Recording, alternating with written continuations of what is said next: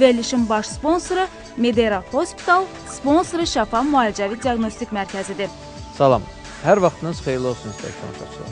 Sağlıq olsunun bugünkü buraxılışı da efirdədir. Ekranlara yaxın əyləşin və diqqətiniz bizdə olsun. Çünki bugün də sizi biri-birindən maraqlı mövzular gözləyir. Və həmişə olduğu kimi verilişimizə başlamamışdan əvvəl bir daha nəzərinizə çatdırmaq istəyirəm ki, siz Sağlıq olsun proqramına Med-Ero Hospitalın baş sponsoru ilə baxırsınız. Med-Ero Hospitalda təcili tibbi yardım, stasionar, poliklinika, eləcə də hər növ ən müasir avadanlıqlarla təchiz olunmuş laborator və cərrahi bölmələr xidmətinizdədir. Əgər sizin səhhətinizdə hər hansı bir problem varsa, Med-Ero Hospitalı seçməklə sağlamlığınıza 100% qovuşmuş olursunuz. Tibbin ən son texnoloji imkanlarından yararlanmaq, ən müasir metodlardan istifadə edərək müayinə və müalicə olunmaq istəyənlər Med-Ero Hospitalına üz tuta bilərlər. Med-Ero, tibbdə yeni era. Verilişimizin digər sponsoru isə Şəfa Müalicə Diaqnostik Mərkəzidir. Şəfa Müalicə Diaqnostik Mərkəzin yeganə şüarı keyfiyyətli və etibarlı xidmət qurmaqdır. Əgər sizdə hər hansı bir laborator göstəricilərin dəqiqliyinə ehtiyac varsa, artıq seçəcəyiniz ünvan bəllidir. Yeni nəsil avadanlıqları ilə təchiz olunmuş tam avtomatlaşdırılmış diaqnostik laboratoriyalar, geniş spektrli laborator testlər, ən qısa zaman ərzində laborator testlərin nəticələrinin verilməsi. Bütün bunlarla siz yalnız Şəfa Müalicəvi Diaqnostik Mərkəzində tanış ola bilərsiniz. Hörmətli tamaşaçılar, verilişimizin birinci bölümünə keçid alırıq. Bu bölümdə biz sizə Bakı şəhərində yeni açılmış, haradasa 2-3 aydır ki, fəaliyyət görsədən, Badamdar qəsəbəsində yerləşən Kaspian Hospitalın orada aparılan işlər, oranın əməkdaşları, yeniliklər, nailiyyətlər barəsində tanış etmək istəyirik. Təbii ki, studiyamıza bütün klinikanın həkimlərini, əməkdaşlarını dəvət etməyə sadəcə olaraq yerimiz çatmaz, amma aparıcı mütəxəssislərini studiyamıza dəvət etmişik və onların dili ilə bugün Kaspian Hospitalda aparılan işlər barəsində qısa da olsa sizi məlumatlandırmaq istəyirəm. Və bugün studiyamızın qonaqlarını, həmkarlarımı böyük məmnuniyyətlə sizə təqdim etmək istəyirəm. Elə başdan başlasaq, Elçin Əzizov, laparoskopik cərrah, ümumi cərrah. Ondan sağda əyləşən xanımımız, tanınmış Xalidə xanım Məmmədova, mama ginekoloq. Onun yanında əyləşən xanımımız, mama ginekoloq Nigar Allahverciyeva və məndən sağda əyləşən həkimimiz, üst sənə cərrahı, baş boyun cərrahı daha doğrusu, Aydın Talışinski. Bugün hamı Kaspian Hospitalı tərənnüm edirsiniz və bugün bura cəmləşmişik. Mən istərdim hamı öz sahəsində mümkün qədər bizə verilən vaxt ərzində maksimum bu klinika barəsində informasiya verək.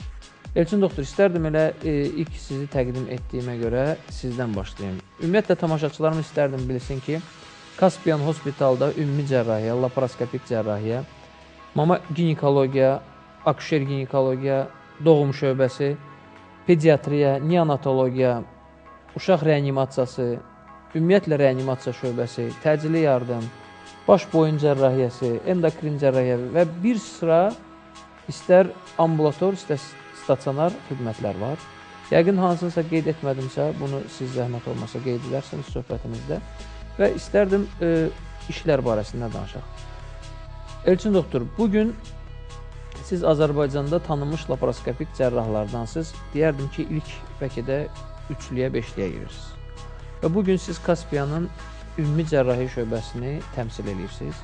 İstərdim tamaşaçılarımız da bilsin, Kaspiyanda bugün hansı işlər aparılır? Ümumi cərrahiyyə digər klinikalarda nə ilə seçilir? Ümumiyyətlə, Kaspian Hospitalda aparılan ümumi cərrahiyyə əməliyyatların çeşidi genişdir. İstər laparoskopist olsun, istərsə də açıq usulla. Ümumiyyətlə, laparoskopiyada demək olar ki, biz bütün əməliyyatların çalışırıq ki, hansısa bir 80%, 90%-in laparoskopik yoluna yerinə yetirək. Çünki aydın məsələ ki, laparoskopiya xəstəyə minimal travma verir, düzgün diaqnoz qoyulur və xəstə qısa müddətdə deməli, öz sağlam həyatına qayıda bilir. Ümumiyyətlə, eyni zamanda biz həm də açıq əməliyyatlar, yırtıqlar, qarın boşluğu əməliyyatları, bağırsaq əməliyyatları, mədə altı vəzi, qaraciyər, dalaq əməliyyatlarının açıq və laparoskopik üsulunda yerinə yetirilir. Laparoskopiya da dedikdə biz aydın məsələ ki, bu dəqiqə Bakı şəhərinin bütün klinikalarında bu laparoskopik yolla əməliyyatlar aparılır və amma bizdə daha çətin, daha mürəkkəb, yəni laparoskopiya ilə mümkün olmayan əməliyyatları biz laparoskopi yolla mümkün edirik. Xüsusən də çətin diaqnozlarda, düzgün xəstəyə diaqnoz qoymaq mümkün olmadıqda biz laparoskopik yolla xəstənin diaqnozunu təsdiqləyirik, dəqiqləşdiririk və lazım gələrsə laparoskopik yolla əməliyyatı bitiririk. Laparoskopiya, yəni mən deyərdim ki, vəz olmaz bir metodikadır. Əlbəttə, bugün dünyada artıq laparoskopik cərrahiyyə qızıl standart. Standart sayılır. Hər bir, İnşallah, yəni bizim bu Kaspian Hospitalda, yəni yenə dediyim kimi, biz əvvəlki işlədiyimiz klinikalarda da biz bunu icra etmişik. Yəni ki, mümkün olmayan əməliyyatları laparoskopi mümkün etmişik. Yəni bura aid nə?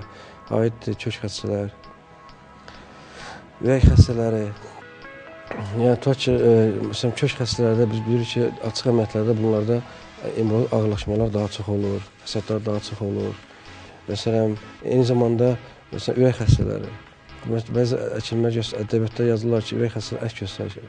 Bizim təcrübəmizdə isə biz sübut edilmişik ki, həqiqətən də kök xəstələrdə, ürək xəstələrində bir nömrəli göstərici qızıl standart sayılı laparoskopiyadır. Çünki xəstəyə biz qısa müddət ərzində sürətli bir cərrahi əməliyyat aparıb, patoloji ötürü bir xəstə qısa müddətdə biz həmişə biz xəstəyə deyirik ki, hesab olunmuş əməliyyat olunmamışsınız. Xəstə durur, gəzir, ona heç bir müalicə lazım, ehtiyac olunmur. Bəzi dərmanlar profilaktik yerinə yetirilir. Çox sağ olun. Həqiqətən mən inanıram ki, laparoskopiya barəsində, eləcə də icra etdiyiniz əməliyyatların çeşidləri barəsində danışsaq, bütöv veriliş bəs eləməz. Amma qısa olaraq bəli, məlumatlandırdıq tamaşaçılarımı. Yəni, tamaşaçılarımız da istəyərdim bilirsin ki, hər növ laparoskopik əməliyyatlar yüksək səviyyədə Kaspian Hospitalda icra edilir. Xalidə xanım, istərdim növbəti sualımı sizə ünvanlayım.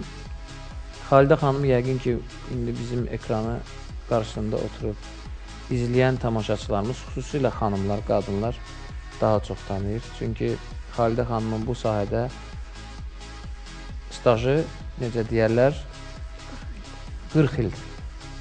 Və çox övlad həsrətində olan ailələrə sevinc bəxş edib, yəni övlad bəxş edib.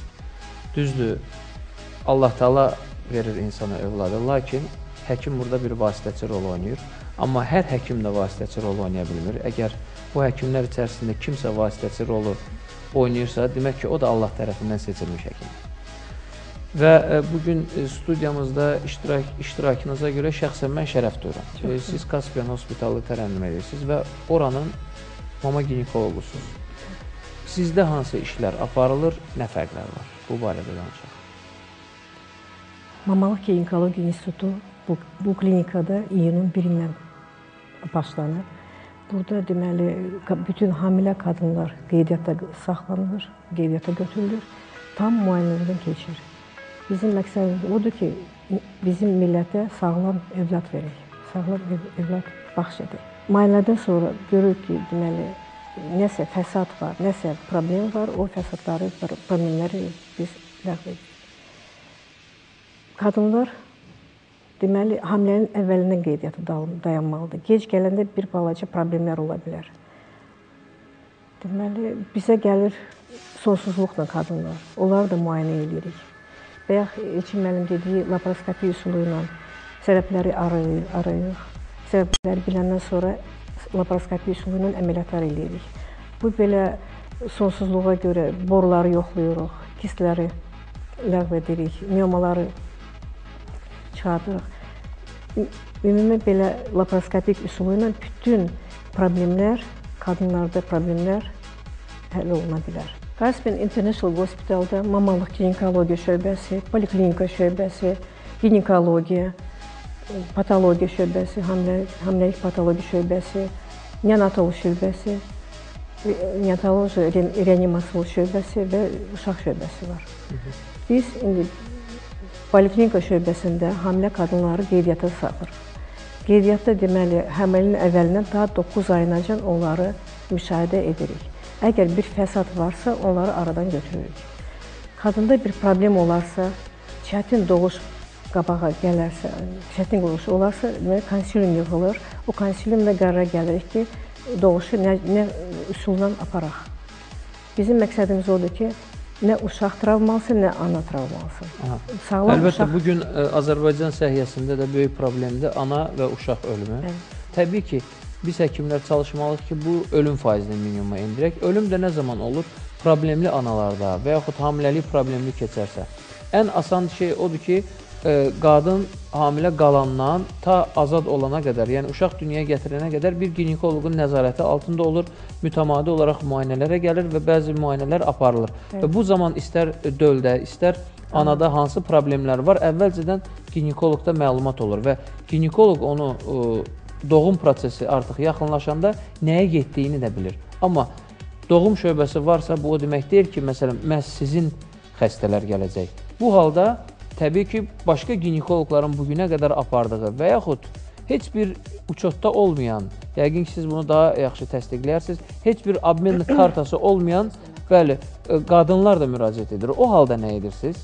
Mümkünsə Nigar xanım, əgər siz deyə bilərsinizsə, buyurun. Bizim klinikada, Caspian International Hospital'da çox yüksək səviyyəli mama ginekoloji xidmət fəaliyyət göstərir və dediyiniz kimi hər bir hamiləyə hazırıq. Bu hazırlıq elə belə söz gəlişi deyil. Hazırlıq əsaslanır professional mama ginekoloqların klinikamızda olmasından, güclü və professional şəkildə fəaliyyət göstərən reanimasyon, anesteziyoloji xidmət əsas böyük rol oynayır. Çünki hamilə bilirik ki, fəsadlaşmış hamiləlik olanda tək ginekoloq yox, onun yardımcısı reanimatoloqlar da olur. Bundan savayı hər bir fəsadlaşmış hamiləlik bilirik ki, ən qorxusu nə? Vaxtından əvvəl doğuşla nəticələnə bilər. Bu isə özü ilə az çəkili, yetişməmiş, yetkinsiz uşaqların doğulmasına gətirib çıxardır və bunun üçün də klinikada güclü neonatoloji, reanimasyon briqada olmalıdır. Və çox əminliklə söyləyə bilərəm ki, Caspian International Hospital'da öz yerində deməli neonatoloqlar və neonatal reanimatoloqlar fəaliyyət göstərir. Klinikamızda 800 qram, 950, 980, 1 kilo 200 qramlıq uşaqları vaxtından tez doğulandan sonra imkanımız var, yetişdirək, böyüdək və onlara professional xidmət göstərək ki, onlar bizim cəmiyyətə normal fiziki vəziyyətdə qoşula bilsinlər. Çünki neonatal şöbənin bir üstünlüklərindən biri də bütün avadanlıqların olmasıdır. Əsas da küvezlər, süni tənəffüs aparatları və s. Ona görə hər bir hamilənin hətta əvəzləmə kartı olmamış, müayinədə olmamış hamilələri qəbul etməyə gücümüz yetir. Amma bir də televiziya vasitəsilə səslənirəm hər bir hamilə olan qadına ki, belə olmasın. Hamilə birinci gündən ginekoloqun nəzarəti altında olmalıdır. Çünki olmasa, fəsad olsa, bu böyük bir ana-uşaq tragediyasına gətirib çıxardır. Bayaq qeyd etdiyiniz kimi, ən böyük tragediya ana ölümüdür. Çünki hamilə xəstə deyil, bu hamilədir. Yəni, bu fizioloji, sevincək bir haldır. Xəstə ölərkən bilinir ki, bu insanda xəstəlik var idi. Amma ana öləndə bu insan hamilə idi, yəni fizioloji bir vəziyyətdə idi və bu ölüm çətin qəbul olunur. Həm cəmiyyət tərəfindən, həm hamilənin qohumları, doğmaları tərəfindən. Ona görə Xalidə xanımın sözünə də qüvvət verib, bir daha xahiş edərdim bütün hamilələrdən ki, vaxtında qeydiyyata düşsünlər. Mən istərdim ki, Nigar xanım sözünü əlavə edeyim ki, bütün qadınlar öz yaşadığı yerin qadın məsləhətxanasında qeydiyyata dayansınlar, oradan əvəzləmə kartı gəlsinlər, sonra bizdə doğa bilərlər. Əgər heç yerdə qeydiyyatda dayanmayıblar, ağır vəziyyətdə gəliblərsə, ona biz konsilium yığırıq, o qadına kömək eləməyə borcumuzdur. Əlbəttə, Gücümüz də var, şəraitimiz də var. çox üzr istəyirəm. Söhbətimizə kiçik ara vermək məcburiyyətindəyik, çünki reklam fasiləmiz var. Reklamları izləyək, sonra söhbətimizi davam etdirək. Aydın doktor, siz baş boyun cərrahiyyəsini tərənnüm edirsiniz. Mən istərdim, bax, sizdə hospitalda sizin tərənnüm etdiyiniz şöbədə hansı əməliyyatlar icra edilir? Bu barədə danışaq. İlk öncə tamaşaçılarımızı salamlayıram. Siz məni baş boyun cərrahı kimi təqdim elədiniz. Yəni, tamamilə doğrudur. Lakin tam adı əslində qulaq, burun, boğaz mütəxəssisi və baş boyun cərrahiyyəsi. Bilirsiniz, qərb tibbində mən də bütün təhsilimi ixtisas üzrə Türkiyədə aldığım üçün qərb tibbində bu məhz bu qədər geniş bir sahədir. Rus Sovet tibbində qulaq, burun, boğaz çox dar bir ixtisas idisə, xaricdə qulaq, burun, boğaz və baş boyun cərrahisi çox geniş bir ixtisasdır. Biz də çalışdıq və nail olduq klinikamızda bunu bu səviyyədə, Türkiyədəki ya da Amerikadakı kimi bu səviyyədə geniş şahiəli olaraq hər məqamlı əhatə edək. Qulaq, burun, boğaz poliklinikamız hər növ xəstəni qəbul edə bilir. İstər uşaq, istər körpə, istər böyük. Onları müayinə etmək üçün hər növ müasir avadanlığımız var və ya uşaqlar üçün, istər qız üçün, istər oğlan üçün hər birinin yaşına və özünə müvafiq xüsusi oyuncaqlar var ki, uşaqlar üçün bu müayinə kimi deyil, əyləncə kimi keçsin. Hətta xaricdə gördüyümüz kimi uşaqları müayinə eləyəndə heç xalat da geymirik. Daha rahat bir şəraitdə, ev şəraiti kimi onlara bir şərait yaratmağa çalışmışıq. Hər növ xəstəni bütün dediyim sahələrlə əlaqəli, istər ağız boşluğunda, istəyir burun, istəyir qulaq, istəyir boyunla əlaqəli, qırtlaqla əlaqəli hər növ xəstəni qəbul edirik və xaricdə qəbul olunduğu kimi xidmət göstəririk. Nə mənada əmin ola bilər ki, tamaşaçılarımız Türkiyədə, İstanbula geçsəydilər, onlara hansı dərmanları yazardılar da biz də tamamən Avropada, Amerikada, Türkiyədə qəbul olunmuş guideline, standartlara uyğun, protokollara uyğun müalicə aparırıq, istər konservativ müalicə, istər də ehtiyac olarsa əməliyyatla operasyon müdaxilə, cərrahi müdaxilə. Əməliyyatxanamızla əlaqəli də Kaspian Hospitalın çox müasir, çox geniş, nəhəng əməliyyatxanaları var. Tamamilə mən ilk dəfə tanış olduğumda bir neçə ay öncə heç inanmadım ki, Azərbaycanda bu səviyyədə əməliyyatxana qurmaq olar. Yəni, Almaniyanın ən bir nömrəli universitetlərin birində staj gördüyüm zaman Heidelberg Universitetində, ancaq orada bu səviyyəli, yəni təmiz koridor, kirli koridor aralarında yerləşmiş, içərisi tamamən sterilizasiyasının avtomatikləşdirilmiş bir əməliyyatxana sistemidir və ən müasir əksəriyyəti də Alman avadanlığı ilə təchiz olunmuş bir əməliyyatxanası var. Biz də bu sahədə ən yüksək səviyyədə xidmət göstərməyə borcumuzdur və çalışırıq və göstəririk.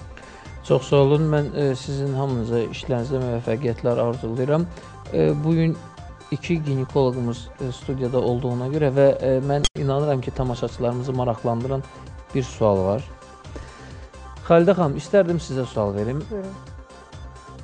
Ginekologiyada, daha doğrusu doğumda iki yol var, təbii və keysəriyyə. Köhnə Sovet ədəbiyyatında deyim, köhnə müəllimlər qeyd edərdilər ki, keysəriyyə əməliyyatına az üstünlük vermək lazımdır. Məsələn, Avropada da belədir. Məsələn, İtaliyada da bu 20%-ə qədər hal təşkil edir. Lakin bizdə Azərbaycanda bir sıra klinikalarda bu həqiqətən 60-70, bəzilərində 80%. Mən istərdim səmimi olaq. Bunun səbəbi nədir və sizdə klinikada bunun faizi nisbəti necədir? Təbii doğumla keysəriyyə. Bu barədə nə deyə bilərsiniz? Belədir ki, qadın özü doğmalıdır. Məsləhət görünür ki, qadın özü konservativ üsulla özü doğmalıdır. Ancaq bəzi şəraitlər var ki, qadın doğa bilmir, onu kəsə-kəsəyə lazım etmək. Belə ki, ya yaşını nəzərə alaraq, ya bir nəsə əməliyyat keçirtsə, ya da ki, distoz olsa, qadın davleniyası, arterial təzyiqi yüksək olsa, ödemləri olsa, onu biz konsilium yığıb o qərarı gətiririk ki, bu qadın nə cür doğa bilər. Belə ki, mənim bir xəstəm var idi, onun çox böyük çox miqdarda böyük həcmli düyünləri var idi, uşaqlığın düyünləri var idi. Onu 2 il öncə mən o düyünləri götürdüm, müalicə elədik. Bugün artıq o qadın ana oldu. Bugün kesar kəsi elədik, o özdəki kesar kəsi iləndə uşağı da özünə göstərdik, regional narkoz altında. O qadının sevinci, o qadının belə göz yaşlarını, sevinç göz yaşlarını görəndə mən də özümü saxlaya bilmədim. Belə hallarda əlbət ki, cərrahi doğuş məsləhət görünür.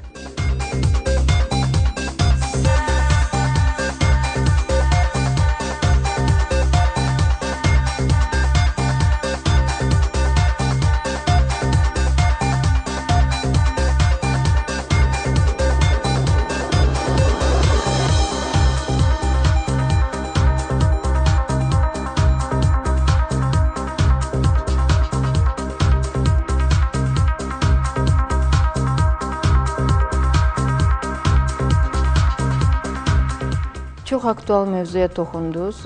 Bu günləri kesar kəsiyi əməliyyatlarının faizi nəinki respublikamızda, hətta bütün başqa bir həm Avropa, həm Rusiya ölkələrində çox faizi artır.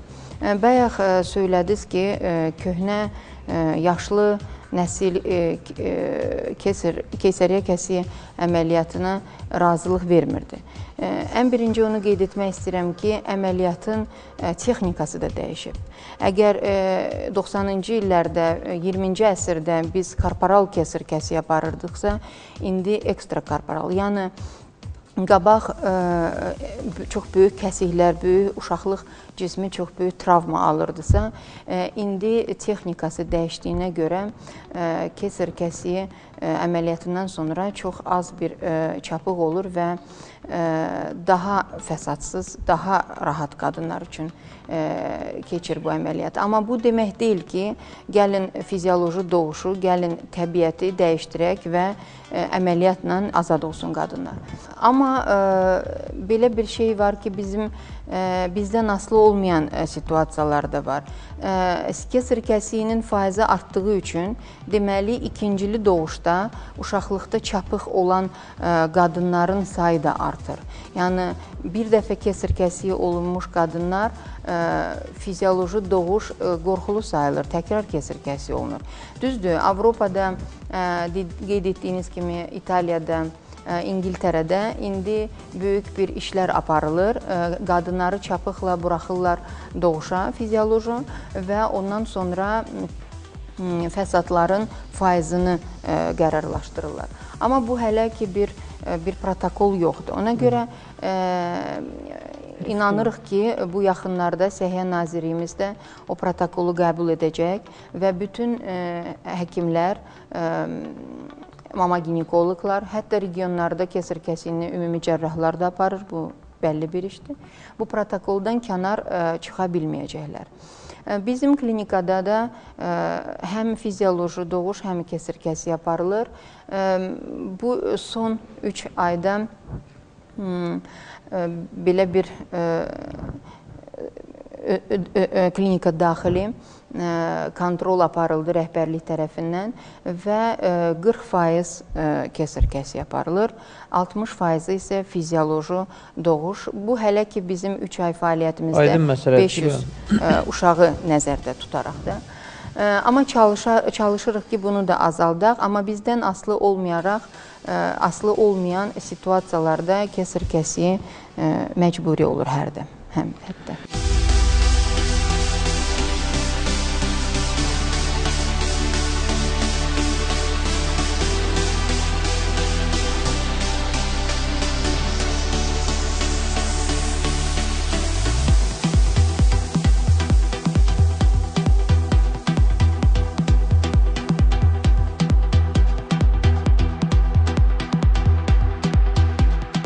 Əfsuslar olsun ki, bizim verilişimizin bu bölümü sona çatmaq üzrədir. Amma mən yenə də istərdim ki, fürsətdən istifadə edib sizə deyim, kiminsə əlavəsi varsa, buyurub deyə bilər.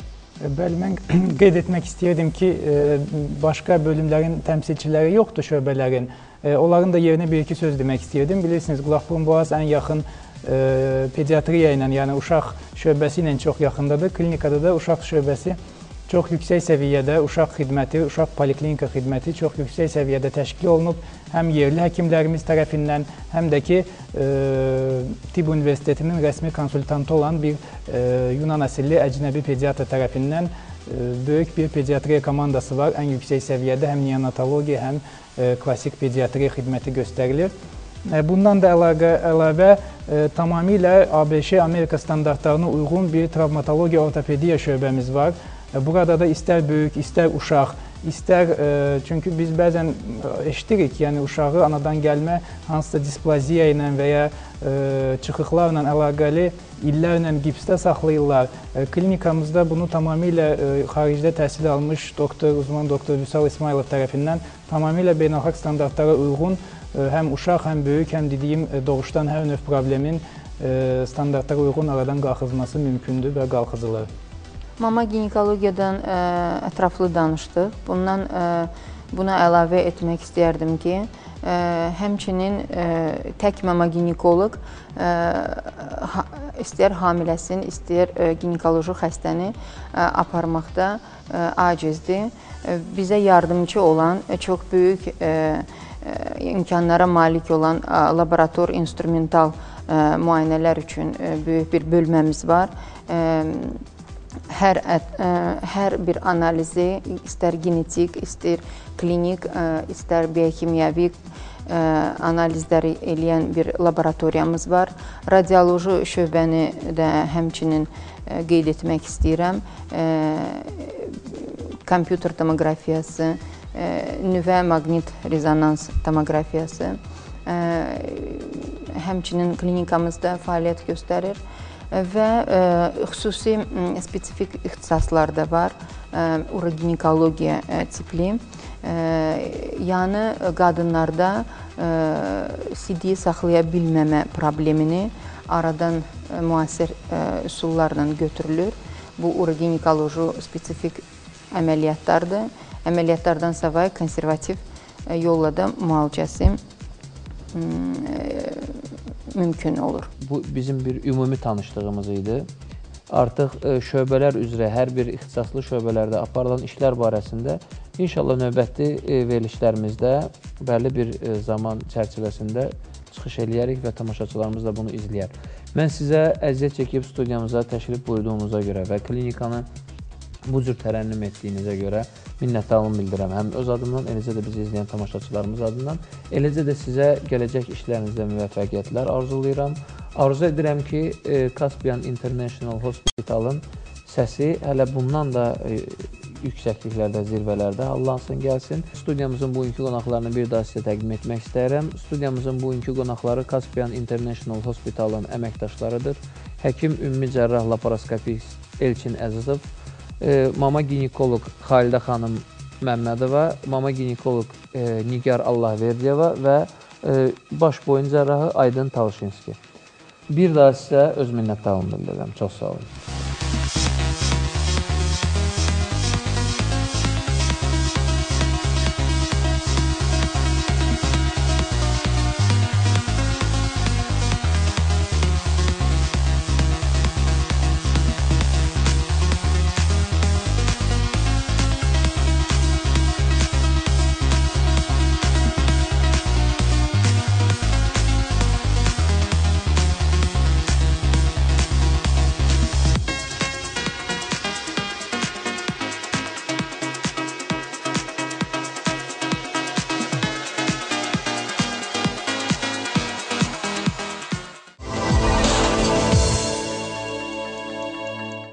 Hörmətli tamaşaçılar, verilişimizin bu anında bir daha nəzərinizə çatdırmaq istəyirəm ki, siz Sağlıq olsun proqramına Med-Ero Hospitalın baş sponsoru ilə baxırsınız.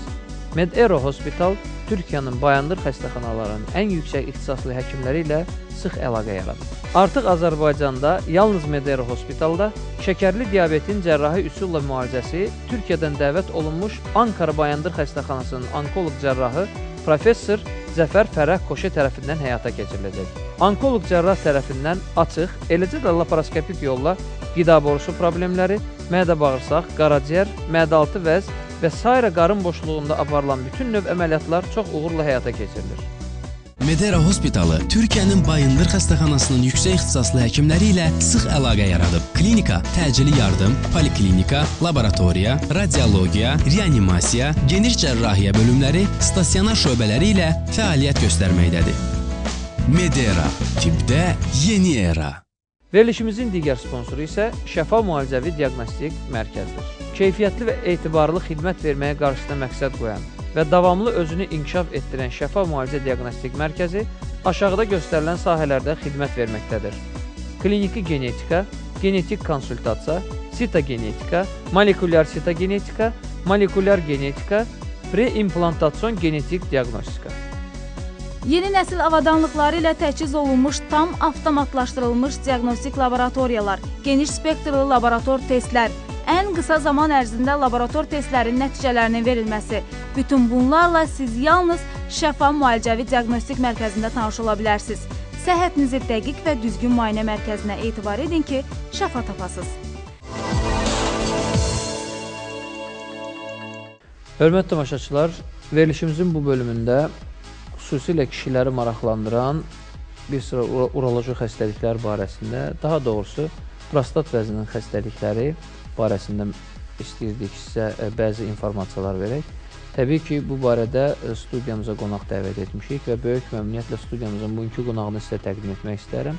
Bugünkü qonağımız Azərbaycan Dövlət Tibb Universitetinin Urologiya kafedrasının əməkdaşı, eləcə də Medera Hospitalın urologu, andrologu, professor İlham Əhmədovdur. İlham Əhməd, studiyamıza xoş gəlmişsiniz. Təşəkkür edirəm. Ümumiyyətlə, bax, elə başlanğıc olaraq, prostat vəzi nədir? Harada yerləşir və nə funksiyası var? Bu barədə nə deyə bilərsiniz? Bildirməliyəm ki, prostat vəzi yalnız kişilərdə rast gəlinən vəzli orqan olaraq uretra ilə sivilik arasında yerləşən şabalda bənzər üzvdür. Çəkisi 20-25 qram olmaqla müxtəlif kişilərdə funksiya daşıyan bir orqandır. Bu orqanda bunun əsas funksiyası ondan ibarətdir ki, prostat vəzidə müəyyən şirə ifraz olunur. Bu şirə toxum mayesinə qarışaraq ilk növbədə kişinin maylandırmaq qabiliyyətini artırır. Spermanın qadının uşaqlıq yoluna yapışmasına, onun hərəkətinə və sperma tozoidin olğun olmasına şərait yaradır. Eyni zamanda deməli, kişinin ereksiyanın 5-ci fazasına təsir edərək ereksiyanın daha sərt olmasına şərait yaradır və ereksiyanın uzun müddətli olmasına imkan yaradır. Bundan başqa prostat vəzidə müxtəlif reseptorları vardır ki, bu reseptorlar müxtəlif hormonların təsirindən aktivləşir və müəyyən dövrdən sonra orqanizmdə ikincili cinsi əlamətlər ortaya çıxır. Və bu əlamətlərin ortaya çıxması da təbii ki, prostat vəzdə olan reseptorlarla bağlıdır. Dediyim bu əlamətlər prostat vəzdə olmasıyla bağlı əgər bir xəstəlik ortaya çıxarsa, həm kişinin cinsi problemləri, həm də sonsuzluq problemləri ortaya çıxır. Lakin bundan əlavə əgər prostat vəzinin özündə böyümə, adenoma yaxud prostat vəzinin hiperplaziyası inkişaf edərsə, təbii ki, onda prostat vəzidə böyümə olacaqdır. Bu da sizik yollarını tutaraq müxtəlif xəstəliklər törədir. Ümumiyyətlə, professor, bax, istərdim deyək, bu prostat vəzinin hansı xəstəlikləri var və daha çox hansıları rast gəlinir? Ümumiyyətlə, prostat vəzi gənc kişilərdə daha çox kəskin iltihabı proseslə və yaxud xroniki iltihabı proseslə üzləşir və bu xəstəlikdə çox yayılmış xəstəlikdir. Bundan başqa prostat vəzinin kistaları, o cümlədən prostat vəzinin xərçəngi və prostat vəzinin xoş hiperplaziyası adlanan xəstəliklərinə müşahidə olunmaqdadır. Lakin aktual mövzu olaraq prostat vəzinin hiperplaziyası daha çox aktualdır. 55 yaşından sonra artıq insanların 50-60%-ində prostat vəzinin adenoması xalq dilində, tibbi dildə prostatın hiperplaziyası rast gəlinir. Buna görə də bugünkü söhbətimizdə daha çox prostat vəzinin hiperplaziyasını həsr etsək, daha məqsədə uyğun olardı. Bax, deyirsiniz, prostat vəzinin hiperplaziyası. Yəqin ki, bu xəstəlik hər bir adamda müxtəlif şikayətlər verdiyinə görə burada da elədir. Bəziləri gizli keçir, bəziləri şikayət vermir. Ümumiyyətlə, bax, bizi də izləyir yəqin ki, tamaşaçılarımız. Kişilər nə zaman düşünməlidir ki, bunlarda prostat vəzinin problemi var? və yaxud bəlkə heç bir şikayəti yoxdur, heç bir problemi yoxdur, amma gizli gedir. Bax, bunu nə cür bilə bilərlər? Bütün orqanlarda olduğu kimi prostat vəzinin orqanında da müəyyən dəyişiklik olan zaman orqanında müəyyən simptomlar ortaya çıxır. Bu simptomlar təbii ki, əgər gənc yaşlarında cinsi problemləri olan və yaxud müxtəlif infeksiyon xəstəliklərlə xəstələnən kişilərdə müəyyən simptomlar ortaya çıxarsa müraciət edə bilərlər. Amma ümumiyyətlə normal inkişaf eləmiş ölkələrdə elə deməli cinsi yetişkənlik dövründə gənc kişilər rutin yoxlamalardan keçirlər və bu zaman uroloji orqanlar da yoxlanılır. Bizim ölkəmizdə təəssüf olsun ki, bu rutin yoxlamaları yoxdur, amma əgər tez-tez sidiyə getmə ifrazı, sidik kanalında, qasıq nahiyəsində ağrı, axşamlar sidik ifrazının artması halları erkən dövrdə baş verirsə, təbii ki, o dövrdə artıq ixtisaslı həkimə müraciət etmək lazımdır. İlham müəllim, bax, bugün biz səhiyyədə mühasirlikdən danışırıq. Hər bir tibbi müxtəlif sahələrində olduğu, istər avadanlıq baxımından, istər xəstəliyə yanaşım, istər taktikanın fərqliliyi baxımından yeniliklər var. Bax, sizin sahənizdə bu yeniliklər özünü nətər göstərir? Doğrudur. O, bu dediyimiz texnoloji inkişafın olması, eyni zamanda artıq müasir tibbin inkişafı təbii ki, urologiyadan və andrologiyadan yan keçməyib və demək olar ki, urologiyada, andrologiyada olan inkişaf bəlkə bəzi sahələrdə yoxdur. Hər il texnologiya dəyişilir, yeni metodlar ortaya çıxır. Bu da urologiyada daha çox özünü dediyim kimi göstərir. Belə ki, məsələn, prostat vəzinin adenomasında 15 il buna qədər yalnız açıq əməliyyatlar ortaya çıxmışdı. Sonradan TUR, transuretral rezeksiya adlanan əməliyyat ortaya çıxdı. Son illər isə artıq 5-6 ildir transuretral rezeksiya ilə birlikdə plazmakinetik üsul ortaya çıxmışdır. Bu üsulun üstün cəhətləri odur ki, artıq dediyimiz kimi rezeksiya zamanı bipolyar üsuldan istifadə olunaraq plazma mayenesinin hərəkəti zamanı orqanizmdə olan toksik maddələrin demək olar ki, olmaması, eyni zamanda prostat vəzini tamamilə istənilən sərhəddə xaric etmək mümkün olur. Sualınızı daha geniş şərtdə izah etmək üçün qeyd eləməliyəm ki, prostat vəzinin ilk əlamətləri ki, ortaya çıxır, bu əlamətlər zamanı, yəni ilk növbədə sidik kanalının obstruksiyası baş verir. Sidiklikdə sidiyin yığılması nəticəsində reflüks baş verir. Belə ki, sidiklikdə olan sidik geriyə, sidiyə xarına oradan börəklərə daxil olur və beləliklə börək çatmamazlığı ortaya çıxır. Biz prostat vəzinin xəstəliyini aradan götürdükdə prostatı xilas etmirik, börəkləri xilas edirik. O yüzden bu mövzu aktualdır. Bax, dediyim bu üsul, plazmakinetik üsulla transuretral rezeksiya zamanı prostat vəzi tamamilə kapsuldan ayrılmaqla tikə-tikə və buxarlandırmaq üsulü ilə xaric edilir və bu zaman o dediyimiz əvvəlki o tur üsullarından fərqli olaraq ağırlaşmalar ortaya çıxmır. Belə ki, bu tip əməliyyatlar zamanı əməliyyatlardan sonunda müxtəlif ağırlaşmalar ortaya çıxırdı. Bu əsasən sidik saxlamamazlıq, cinsi fəaliyyətin sonradan tamamilə olmaması kimi ortaya çıxırdı. Amma bu plazmakinetik üsulun üstün cəhəti odur ki, o cinsiyyət siniriyə çatdıqda deməli, alətin özündən xüsusi siqnal verdiyinə görə biz cinsiyyət sinirindən kənarda olmaqla müdaxilə edirik və orada olan prostat toxumasını tamamilə yalnız adenomatiz düyünü xaric edirik. Eyni zamanda sfinkterun yanında olan adenomatiz düyünü sfinktora zədə vermədən xaric edə bilirik. Və bu zaman toksik maddələr az əmələ gəldiyindən əlavə fəsadların ortaya çıxması mümkün olmur. Bunu da qeyd eləmək istəyirəm ki, tur əməliyyatları yalnız 70-80 qram prostat vəzi çəkisi olanda mümkün idi. Amma plazmakinetik üsul çıxdıqdan sonra artıq prostat vəzinin nə qədər böyük olduğu əhəmiyyət kəsb etmir. Çünki bu sürət baxımından, eyni zamanda o toxumaları daha böyük tikələrlə götürmək baxımından və eyni zamanda bu zaman biz natri xlordan istifadə etdiyimizdən natri xlor və hemostatik koagulyasiya imkanlarının yüksək olmasının nəticəsində demək olar ki, mühit şəffaf olur və içəridə biz heç bir şəffaf mühit görürük və prostat vəzi toxumalarını daha tez zamanda aradan götürə bilirik. Qeyd eləməliyəm ki, orqanizmdə bəzən yad cisimlər və yaxud stentlər və yaxud oynaq arasında mil dediyimiz yad cisimlər kimi cisimlər olur və bu zaman tur əməliyyatlarında və baxışı müdaxilələr zamanı qısa qapanma ehtimalı var idi. Lakin plazma kinetik üsulda bipolyar uzunluqdan istifadə etdiyimizdən artıq qısa qapanma ehtimalı olmur və xəstə fəsadsız surətdə bu dediyim xəstəlikdən azad ola bilir. Əməliyyatdan 1 yaxud 2 gün sonra xəstə evə gedə bilir, artıq 1 həftədən sonra normal həyat fəaliyyəti sürə bilir. Ona görə də bu üsulun üstün cəhətləri bu qədər yüksəkdir. Çox sağ olun. Həqiqətən nəzərə alsaq ki, bizdə Azərbaycan mentalitetindən irəli gəlir ki, xəstəliyin ən ağır formalarında həkimə müraciət edirlər və qeyd etdiyiniz kimi, bugün əgər tur əməliyyatından danışırdıqsa, məsələn, bir neçə ay bundan qabaq, bugün artıq ona plazma kinetik qoşulub. Tur 70-80 qrama qədər prostat vəzinin əməliyyatında effekt versə, plazma kinetik daha yüksək.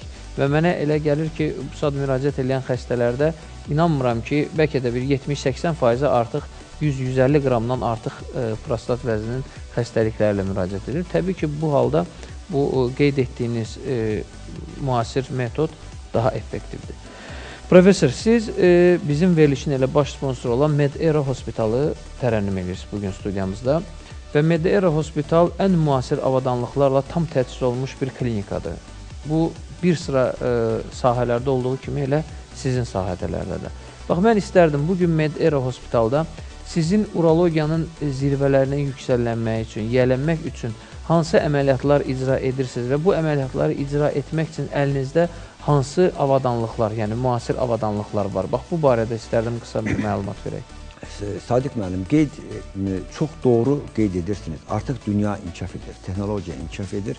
İnsanlar daha keyfiyyətli yaşamaq istəyir, daha komfortlu əməliyyatlar həyata keçirilməsini istəyir və insanlar da xəstəxanada daha çox qalmaq istəmir.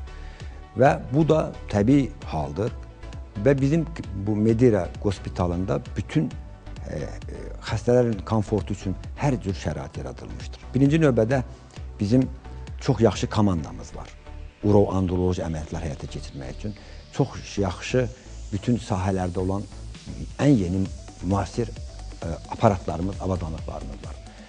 Cərrahi müdaxilələr etmək üçün bugünkü günün müasir, məsələn, Türkiyə kimi ölkədə plazma kinetik 10 klinikada olar, amma bizim Med-Era Hospitalda bu fəaliyyət göstərir.